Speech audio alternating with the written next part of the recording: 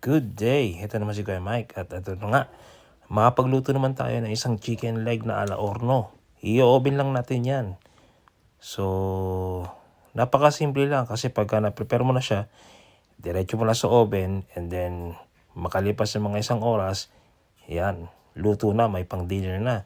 So, ito pala yung ating mga ginamit na ingredients. Meron lang tayo dito mga chicken leg. Okay, meron tayong carrots, onion, lemon, may potato tayo at saka ginger.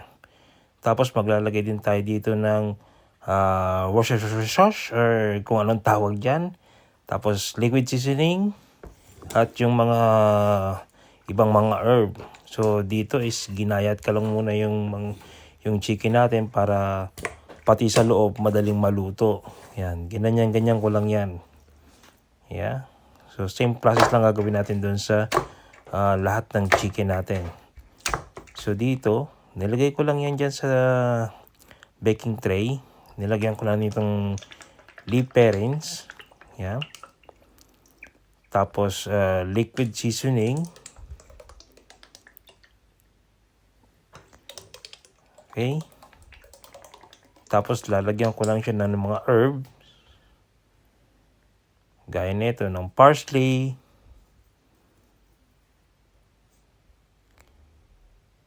Tapos itong thyme, yan. Para medyo may sabor at aroma naman ng kaunti. Yan, Italian herb, halo-halo na yan.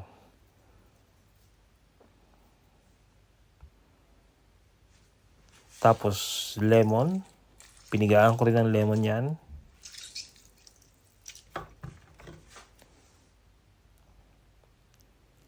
Tapos naglagay din ako dito ng oyster sauce para mas malinamnam.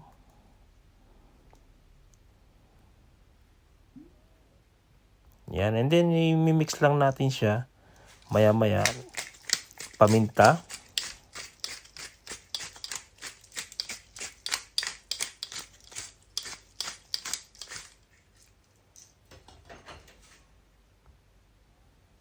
So, lagyan natin siya ng olive oil. Yan, tapos mix lang natin. Yan, para kumapit dun sa ibang mga parte ng chicken yung ating mga inilagay na spices. Yan. So, ganyan lang. Tapos pwede nyo lang i-directang i-oven. Tapos, pero dito kasi lalagyan ko muna siya ng mga ng patatas, ng carrots, yan. So, dito ilagay ko na yung hiniwa kong patatas.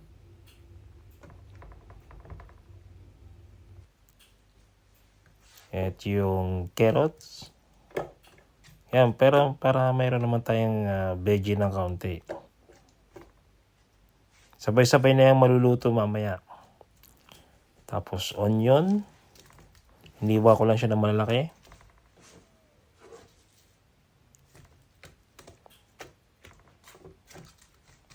So, ganun lang siya. At tapos lalagyan ko din siya ng ginger para pampabango.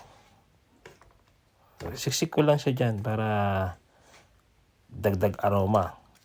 Tapos yung bay leaves natin. O laurel. Yan. Tapos dito lalagyan ko rin siya ng butter. Yan.